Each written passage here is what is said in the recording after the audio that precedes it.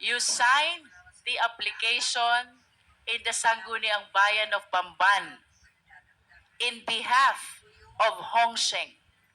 Apply. Nasa loob lang po kami ng farm ng piggery. Hindi po kami masyado lumalabas. Pero as what I understand naman po sa municipality po ng Bamban ay farming po. Yun po yung deklarasyon po nila.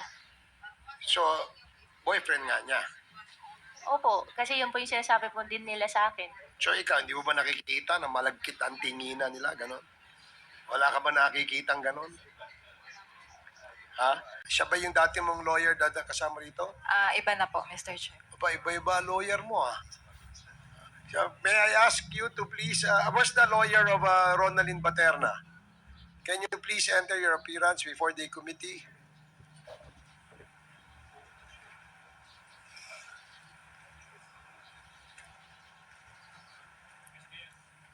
Mr. Chair, good morning. I'm Attorney Romar Cambri, respectfully appearing for Ronnie Rin Paterna. Attorney Romar Cambri. Camria.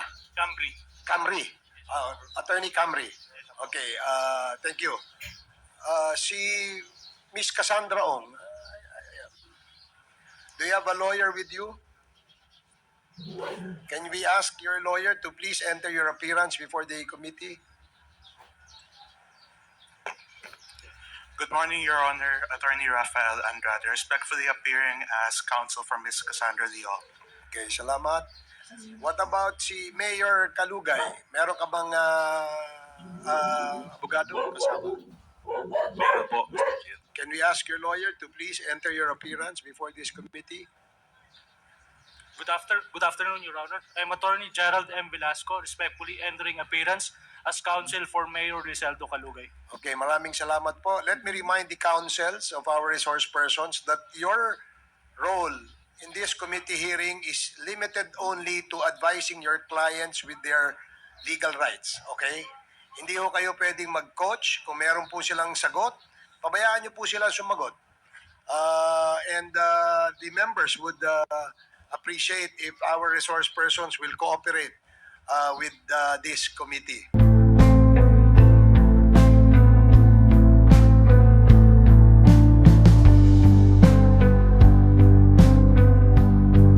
Siya ba yung dati mong lawyer dada kasama rito?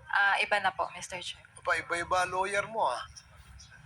So, may I ask you to please, where's the lawyer of Ronaldin Baterna? Can you please enter your appearance before the committee?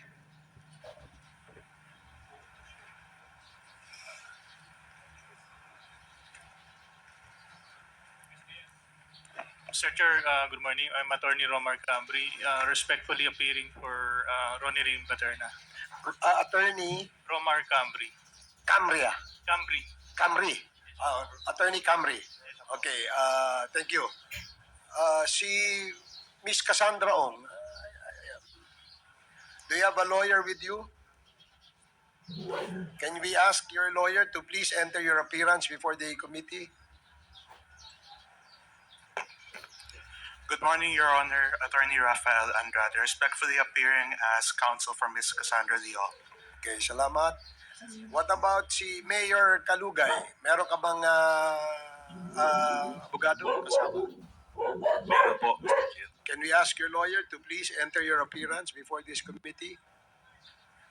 Good afternoon, Your Honor. I'm Attorney Gerald M. Velasco, respectfully entering appearance as counsel for Mayor Rizaldo Calugay. Okay, maraming salamat po. Let me remind the councils of our resource persons that your role in this committee hearing is limited only to advising your clients with their legal rights. Okay?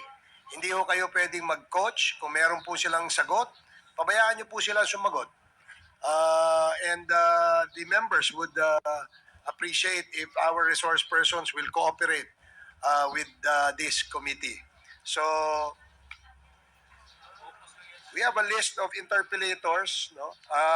But bago yan, tanungin ko muna si Miss Cassandra Ong. Miss Cassandra Ong, kamusta ka na? Kamusta na ang iyong health? Good afternoon po, Mr. Chair. Okay lang po. Okay ka na? Yes po, Yung Mr. blood Chair. pressure mo, hindi na bumababa? May Okay. maintenance naman po. Okay, sige. Kasi yung huli na hearing natin ay medyo nagkaroon kayata ng hypertension, di ba? Kaya hindi tayo natuloy doon sa pagtatanong. Kung naalala mo lang na yung huling nandito ka, tinanong kita kung saan ka nag-aral. Yun ulit ang tanong ko sa iyo ngayon. Saan ka nag-aral? Sa Pilipinas po. Sa Pilipinas. Opo. Anong school? Chinese school po. Chinese school. Opo. Sa Saan? Binondo. Sa Binondo. Binondo Chinese School. Anong pangalan ng Chinese school? Manila Patriotic. Yung last po ba? Ba't marami ka bang pinasukang eskwelahan? Sa elementary muna. Sige, sa elementary. Saan ka nag-aral? Elementary.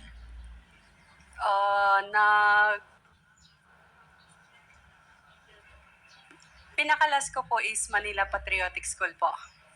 Manila Patriotic School sa Binondo. Yes po. Hindi kasi ako familiar dun sa school na yon. So, maybe Comsec, can we ask yung registration ng Manila Patriotic School na yon? Elementary, doon ka rin ba nag-aral?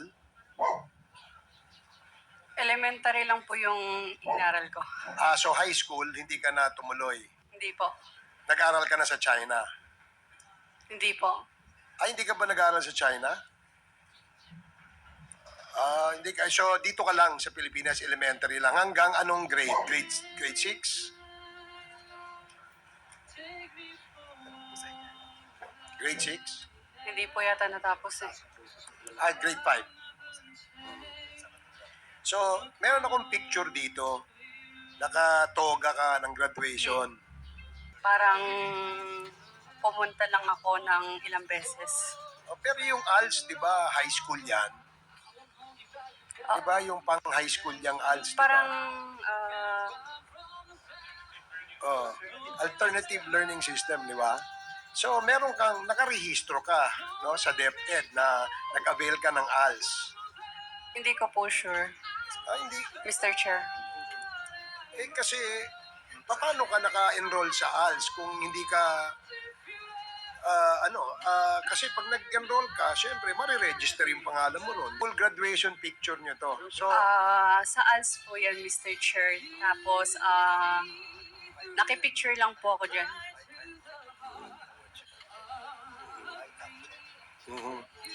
kasi uniform yata ito ng Chiang Kai-shek. Hindi ba? Hindi ka ba sa Chiang Kai-shek?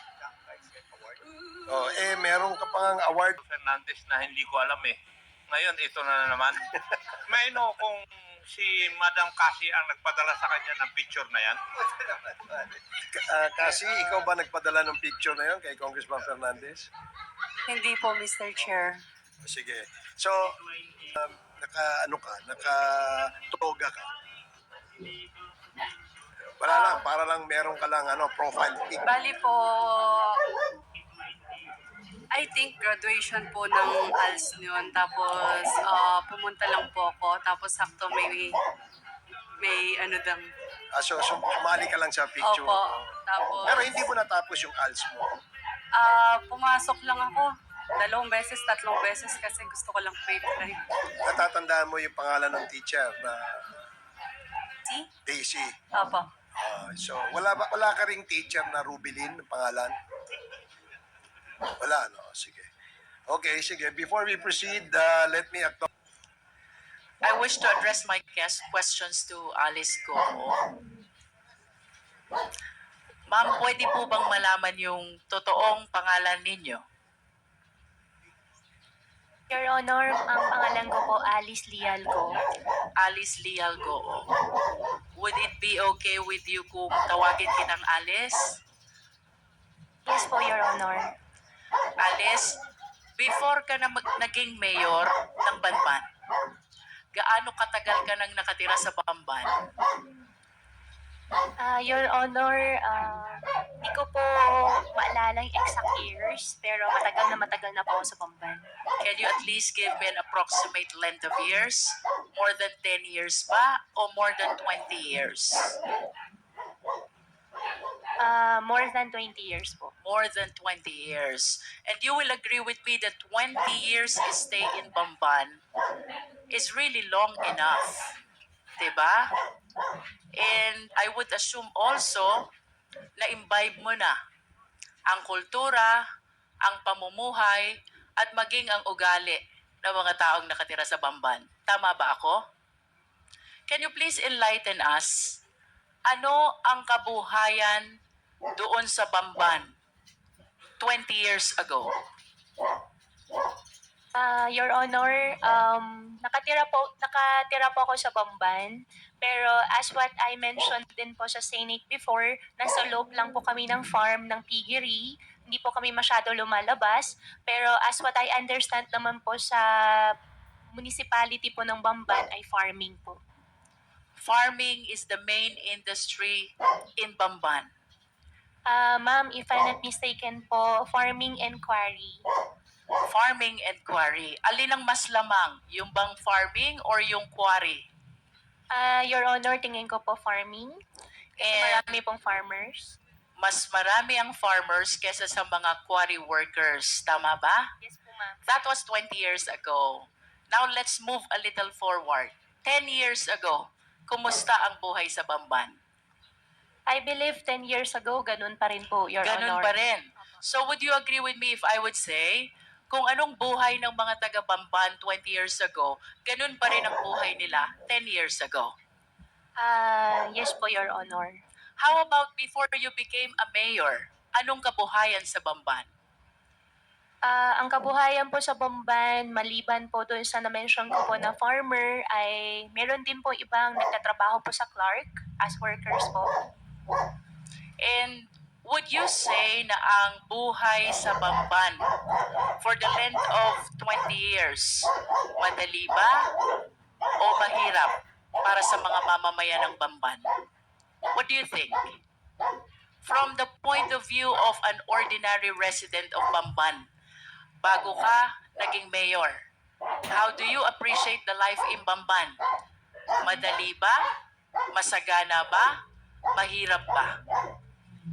I believe, Your Honor, hindi po madali para sa kanila at tingin ko rin po marami pa rin po yung mahihirap. So, you will agree with me if I would say, mahirap ang buhay sa Bamban. Your Honor, tingin ko po hindi naman po lahat pero for sure po meron po. Alin ang mas lamang, ang mahirap o ang mayaman? Your Honor, mas lamang po ang mahirap. Mas lamang ang mahirap. And soon enough, Mayor, tumakbo ka bilang mayor, di ba? Tama bang isipin na because of your observation, na mahirap ang buhay sa Bamban, na antig ang kalooban mo, naawa ka sa mga tao, nangarap ka para sa kanila, ng kaginhawahan? Tama ba yun, Mayor? Your Honor, that's one of the reason din po. So you confirm na ang dahilan kung bakit tumakbo kang mayor, gusto mong paunlarin ang mga tao sa Bamban. Your Honor, that's one of the reason po, opo. May I know, Mayor, nung na-elect po ba kayo, ano pong type of municipality ang Bamban as to income classification? Your Honor, second-class municipality po. Second-class municipality. And if you still remember, magkano ho ba ang kita ng LGU ng Bamban being a second-class municipality? Your Honor, I have no figure po and hindi ko po maalala po yung data po. But nevertheless, Ma'am Alice, you recognize the fact na iba kung hindi ka mayor, iba kung mayor ka, kung ang pag-uusapan natin ay ang pangarap mong mapaunlad ang Bamban. Tama ba yon? And the reason kung bakit ka tumakbong mayor, gusto mong paunlarin ang Bamban because you believe na pag naging mayor ka, marami kang pwedeng gawin sa Bamban. Tama ba? Opo, Your Honor. And one of these things that you can do in Bamban, you can invite and welcome investors. And naniniwala ka rin na itong mga investors na ito, Ito mga business establishments na ito ang magpapayaman sa Bamban at ito ang magpapaalwan ng buhay ng mamamayan ng Bamban. Tama ba? Ang belief ko po ay pag nakapag-invite po ng more investors po sa bayan po namin, bibigyan po ng mas maraming work opportunity po sa mga constituents po namin. And let us move forward, Ma'am Alice. 2022, tumakbo ka na at umupo ka na bilang mayor. Of course, you confirm that because that is a common knowledge. No? I'll be showing some pictures, ma'am. Ha? I hope you please enlighten us kung sino itong larawan na ipapakita ko sa iyo. I am referring to the picture on the right of the monitor.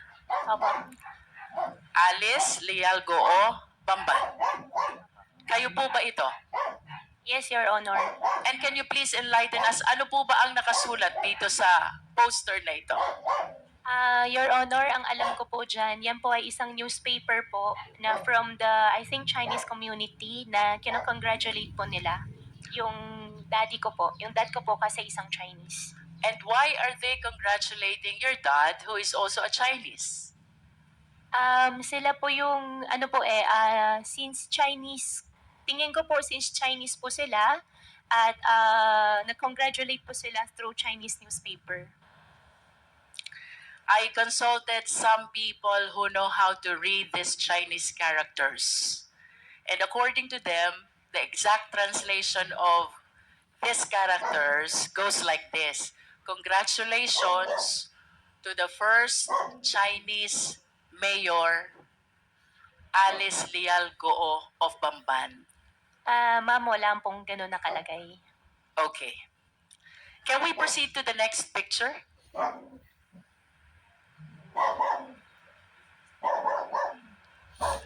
Can you please enlighten us who is in this picture? Ma'am, for that question po, I think I cannot answer. I invoke my right against self-incrimination since may pending case po sa akin about the citizenship. About the citizenship. But would you agree with me if I would say, kamukha mo yung nasa picture? Ma'am, I will not confirm po. Let us proceed to the third picture.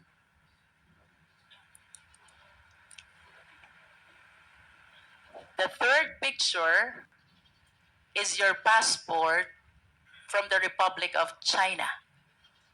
Do you confirm this? Ma'am, I'm not confirming it. I have 8 pending cases on the court. I invoke my right against self-incrimination po, ma'am. Sorry po.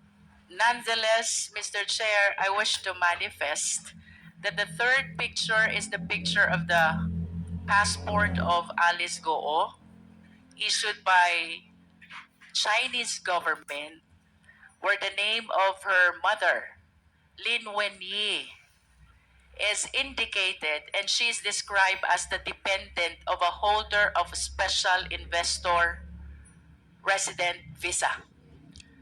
The mother is even described as from Fujian province. And I wish to go back to the first picture. Miss Alice Goo was described also as from Fujian province.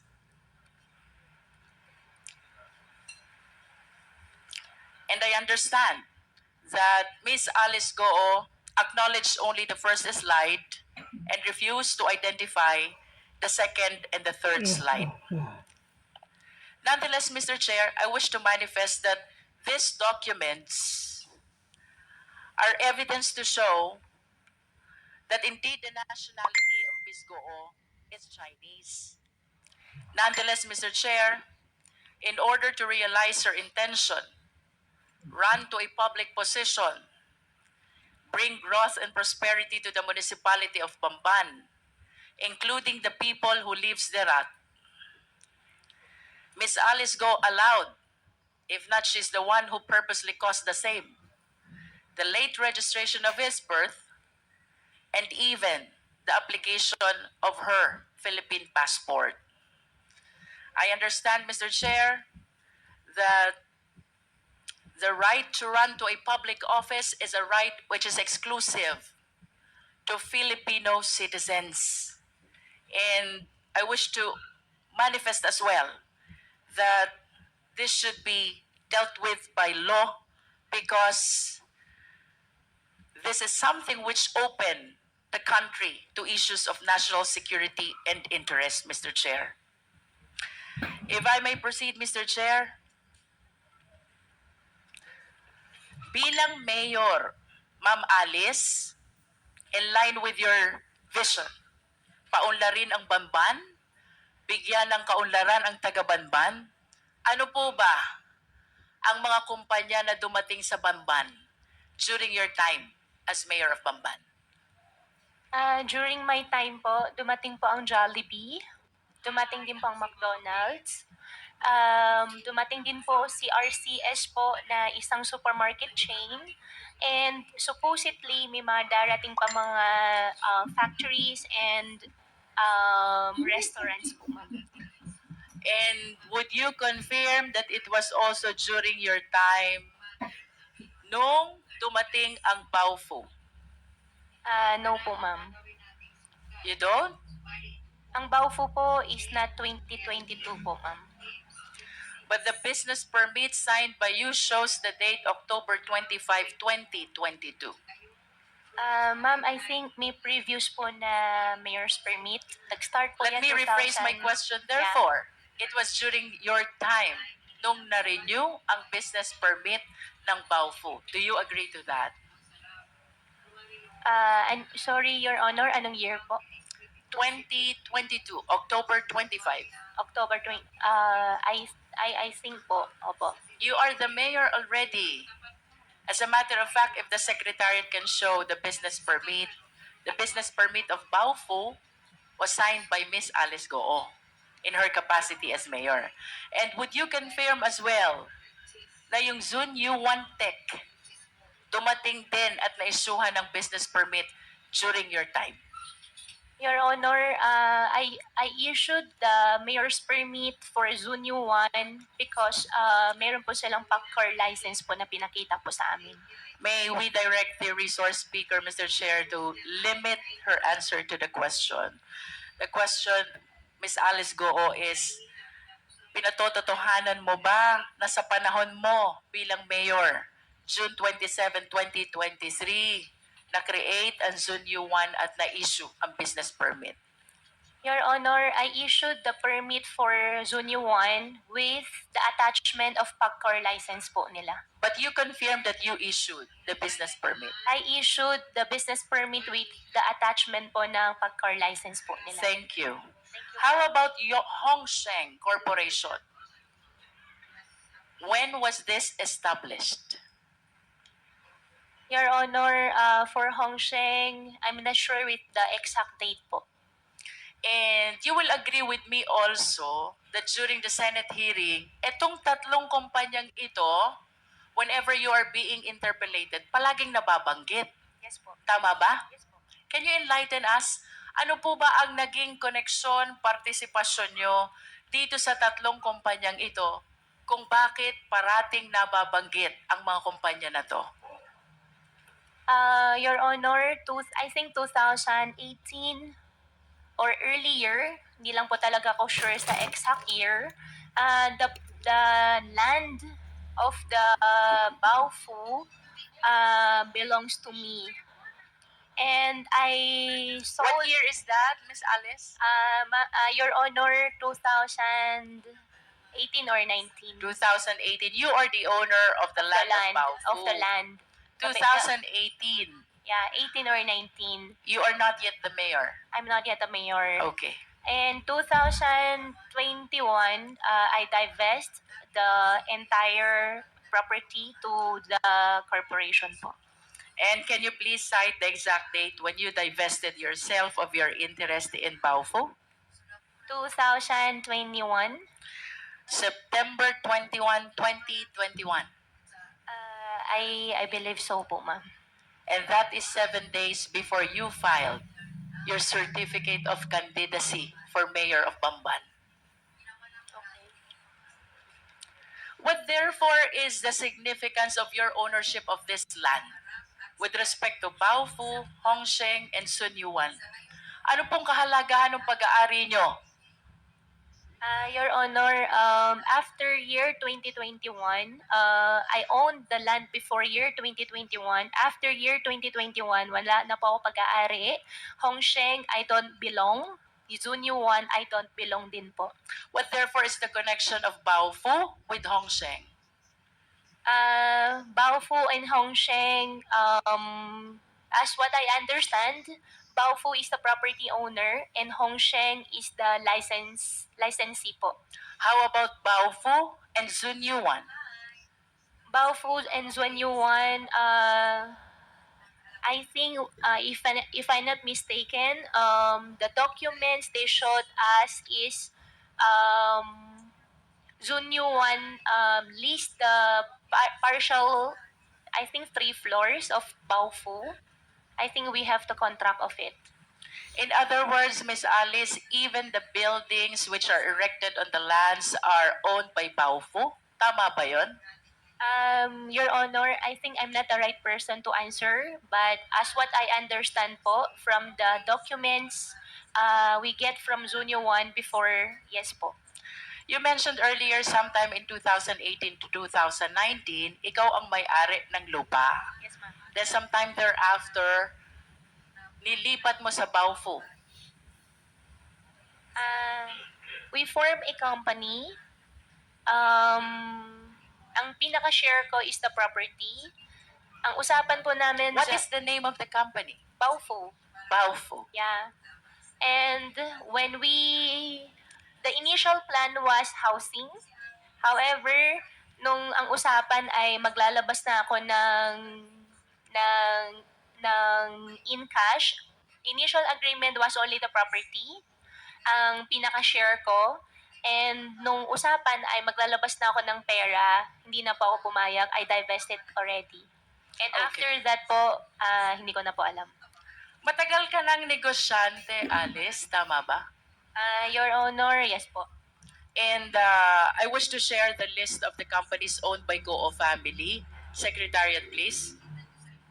As a matter of fact, based on my research, your family owned 11 out of 12 listed companies, no? The significant observation, Miss Alice, ang may-ari nung 11, lahat family members. And I would assume na mas komportable ka na ang kanegosyo mo ay family member. Tama ba yon? Your Honor, yung nakita ko po sa harapan ko po, hindi po lahat sa akin. And then, or sa But your amin. name is listed.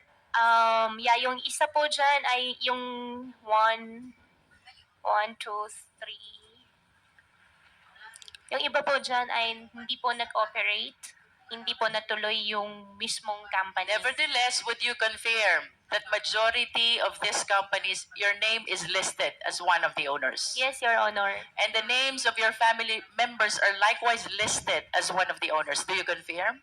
Yes, Your Honor.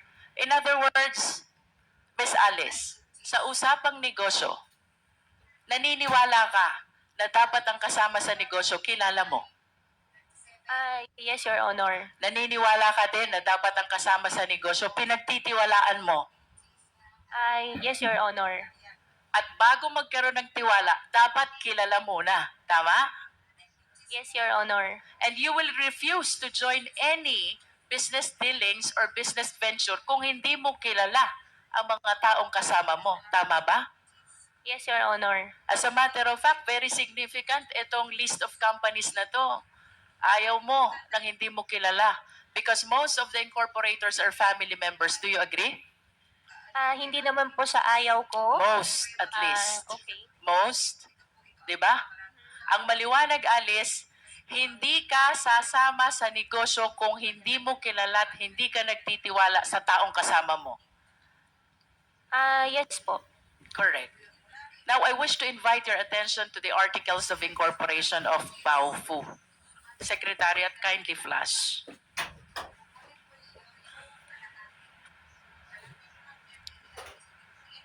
nakikilala mo ba itong dokumentong ito? Yes po, Your Honor. This is the Articles of Incorporation of Baofu, correct? Yes po. How about the signature across your name? Do you acknowledge that that belongs to you? Yes po. Yes. Do you know Bao Ying Lin? Your Honor, I think for the Baofu, I invoke my right against self-incrimination because I have pending case po with DOJ human trafficking po. Pero kanina lang ang sabi mo, Miss Alice, you will not join any business venture unless kilala mo at pinagtitiwalaan mo ang mga tao na fellow incorporators mo. Tama? Do you still confirm that? I confirm that, Your Honor, and That is enough, Miss Alice. yes, Now and let us proceed to the next incorporator. Please flash the articles of incorporation, please. Do you know Ru Jin Zhang? I invoke my right against self-incrimination po, Your Honor. But again, I pending wish case to po. remind you, Miss Alice, of your earlier statement. Ang sabi mo, hindi ka sasama sa isang negosyo kung hindi mo kilala at pinagtitiwalaan ang mga fellow incorporators mo. Your Honor, since may pending case po, I understand. Opo. Now let us proceed to the third incorporator, Zhang Wang. Do you know him? I invoke my right po ulit, Your Honor. For the information of the committee, Mr. Chair, ito pong si Bao Ying Lin, fellow incorporator ni Alice Goo, sa Baofu Corporation is convicted of 3 billion Singaporean dollar money laundering. And this after she made the statement na hindi siya sasama sa isang negosyo kung hindi niya kilala at pinagtitiwalaan ang mga kasama niya. With respect to Ru Jin Zhang, Mr. Chair, he is likewise convicted of 3 billion Singaporean dollar money laundering. Again, this is after her statement na hindi siya sasama sa isang negosyo kung hindi niya kilala at pinagtitiwalaan ang kasama niya. The third incorporator, Zhang Wang, Mr. Chair, used to be with Hongsheng Corporation, whom after the 2023 raid was charged of the crime of cyber crimes. Again, this is after the statement of Miss Alice Goo na hindi siya sasama sa isang hanap buhay kung hindi niya kilala at pinagtitiwalaan ang mga taong kasama niya. I wish to manifest, Mr. Chair, that this representation humbly submit that Miss Alice Goo purposely ran for public office in spite of her knowledge that she is not qualified, she being a Chinese national, to be able to welcome business establishments which she believes will bring growth and prosperity to the people of Banban. And this business establishments includes Hongsheng, a POGO operator, and Yun Zuwan, also a POGO operator. As a matter of fact, Mr. Chair, dito po sa location ng dalawang company na to, which lease the property of Baofu, with whom Ms. Alice transferred her land in exchange of shareholdings sometime in 2021 while maintaining control of the same after the same date.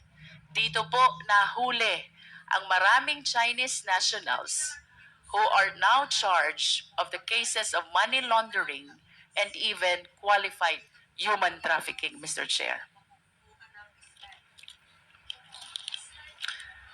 Your Honor, if I may, just a short interjection.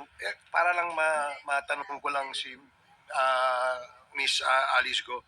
Yung bang mga nabanggit na mga pangalan ni Congresswoman Luis Tro, si Ziyang Wang, si Rujin Zhang, at saka si Bai Yong Lin, did you say nakakilala mo sila? Mr. Chair, ang kakilala ko po dyan talaga si Huang Ziyang. Si Wang Ziyang. So is this the same Wang Ziyang na nabanggit ni Congresswoman Luistro na na-convict sa money laundering? As a cybercrime? Siya ba yun? Mr. Chair, hindi ko po alam na nakasuhan po siya ng cybercrime. Okay. So, ito ba sila ay galing sa isang probinsya sa China? Mr. Chair, nakilala ko po si Wang Jiyang sa Clark. Sa Clark? Opo. But you know, mga galing sila sa China. Yung dalawa po hindi ko po kilala. Okay, sige. Thank you. You may proceed, Congresswoman Luis.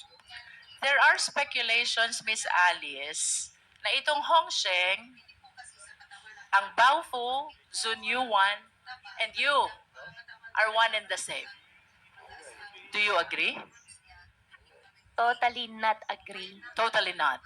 Listen to this. September 16, 2020, you signed the application in the Sangguniang Bayan of Bamban in behalf of Hongsheng, applying for franchise, license, and permit. Your Honor, I did not sign any documents po.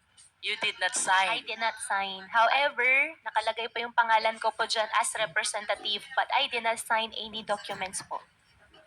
Would you know kung sino ang naglagay ng pangalan mo? Your Honor, I have no idea. You have no idea. Next, Miss Alice, February 11, 2021, you executed a lease. Perhaps this is over the property of Baofu with Hongsheng, and during that time, Hongsheng is represented by Telma Laranan. Do you confirm this? Your Honor, regarding Baofu, I invoked my right against self-incrimination po. Third, Miss Alice, early 2023, Hongsheng was raided because of cybercrime. And one of your fellow incorporators in Baofu, which kanina sabi mo, doon mo transfer yung lupa mo sa Bamban. One of your fellow incorporators, Zhang Wang, nakasuhan ng cybercrime. Do you confirm this? Your Honor, hindi ko kinong-confirm. I have no idea nakasuhan po siya ng cyber.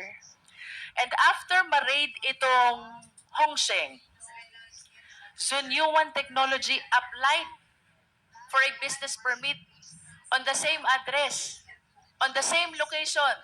You were the mayor, you issued the permit. Do you confirm? Ma'am, I issued the permit with the attachment of PAGCAR license. I understand. But what is apparent, Mr. Chair, well, there is a document where Alice Goo is described as representative of Hongsheng back in September 16, 2020. This is the first POGO operator.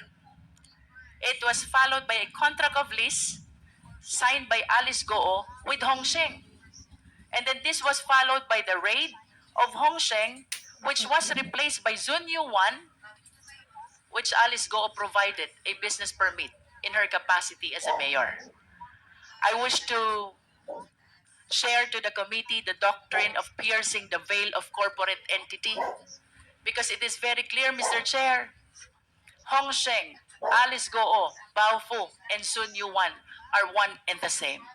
Mr. Chair, I'm about to wind up, but I have few questions left. Can we please show the last slide of two personalities with last name Yang? Secretariat, please.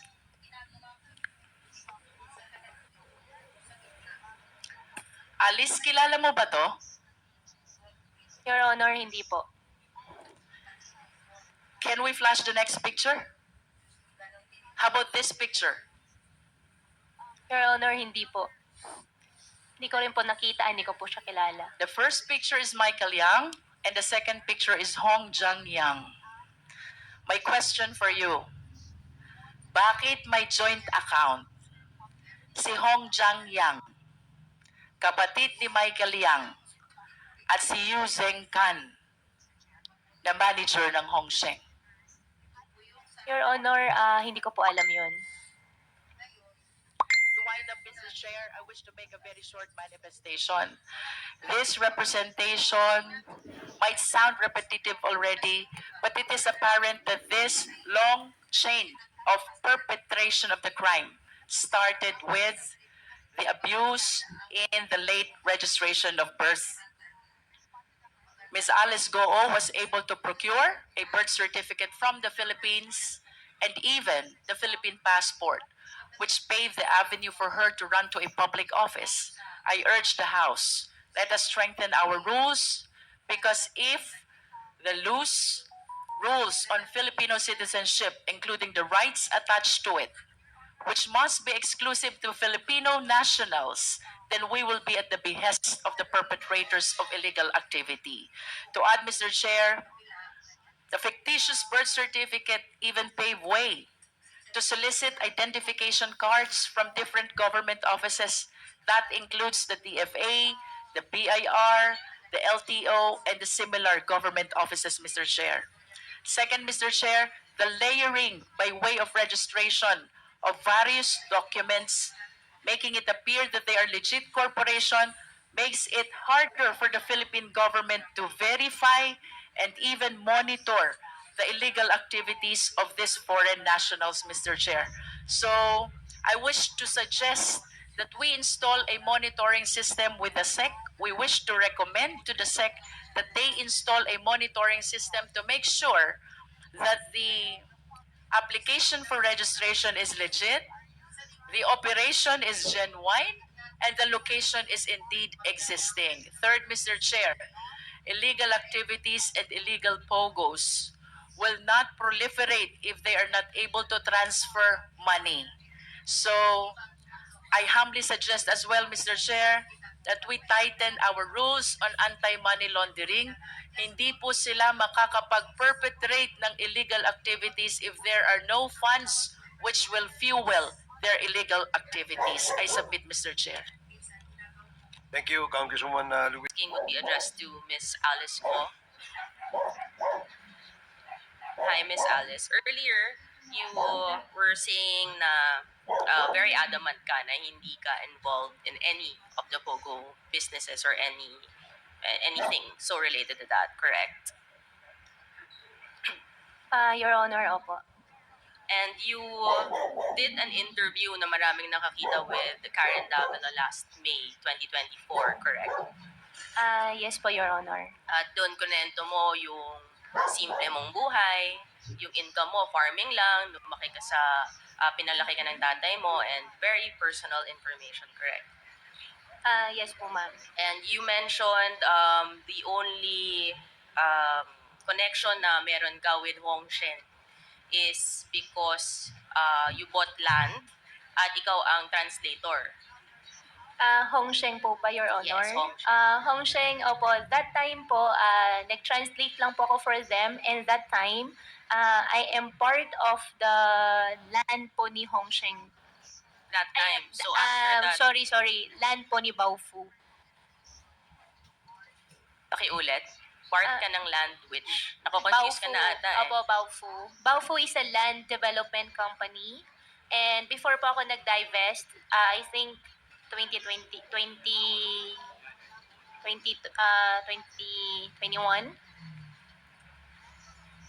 So, yun lang yung sinasabi mong, and you said in this interview that talagang you never entered into any POGO business or relations, correct?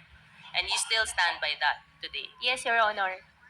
And kanina pinakita ni Congresswoman Luis Dro yung mga corporations no that your family has been involved in. I think, can we show the list of the corporations again? Please, Secretariat. Ting Amlak. Pakita na lang natin yung list na lang ng incorporators of QJJ Farm. This is a public document anyway. Secretariat, can we please? Alexander Abrenica, wala na po siya, business partner, pero wala na rin po siya sa QJJ. Isn't Alexander Benica your municipal administrator? Before po. Before, so in-entrust mo sa kanya ang Opo. QJJ Farm. For QJJ po, ma'am, I invoke my right against self-incrimination po. But lahat to nag-remain and we can see no na trusted mo talaga at pinasok mo dito ang municipal administrator mo as admitted by you, administrator mo siya. So makikita natin na yung QJJ Farm ay isang corporation na ang pumalit kay Miss Alice Go ang kanyang municipal administrator na makikita naman siguro natin madaling utusan, no? So basically, by 2023, dahil wala ka na sa QJJ Farm, ay hindi mo na pwedeng magamit ang pangalan ng QJJ Farm, anything that has to be linked to you, correct? Ma'am, for the businesses po, I invoke my right against self-incrimination po. Well, incorporate naman po to let the committee know, pag ganito, ibig sabihin hindi na siya kasama ng farm dapat kasi wala na po yung pangalan niya sa mga corporate documents. However, may isang KYC form ang China Bank, Know Your Customer, which everyone, if you have a bank account, ay ginagawa to yearly. Diba? Pakita po natin. 2023, just to remind everyone na very simple na tao na farming ang kanyang business and nakapag-issue ng 10 checks na 10 million each, no? Si Miss Alice to Baofu Land Development. You have another business called Q Seed Genetics Inc., correct? Ma'am, for all the businesses po, I invoke my right po. Okay. And the same, since public document naman to, it's almost the same. As you can see, Mr. Chair and the members, no, na still, it's the same people involved, which is also the same, na halos the same nakita natin sa 12 corporations earlier, as we've seen. For this one, sa QC, makikita na naman natin sa KYC documents, no, na siya rin ang nag-apply for the bank account. Miss Alice, correct? This is, do you know this document? Ma'am, I invoke my right against self-incrimination. So makikita naman po natin, same signature, her name is there. Essentially, parang ganito yung nangyayari sa kanyang mga businesses, sa kanilang mga businesses. Si Miss Alice talaga may hawak ng mga bank accounts. Siya yung nag-a-apply sa mga bank accounts. So siya yung naghahawak talaga, may access sa accounts ng mga different corporations under with her name and her family's name. Let's go to Baofu, no? Noong 2019, February 2019, tama ba na bumili ka ng maraming lupa in Anupul, Bamban, Tarlac, Miss Alice? Sorry, Your Honor. You purchased land in specifically Anupul, Banban, Tarlac noong February 28, 2019.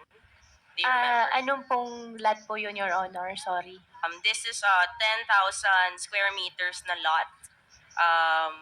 Ikaw, you bought it from Restituto de la Cruz. Yan po yung Baofu po.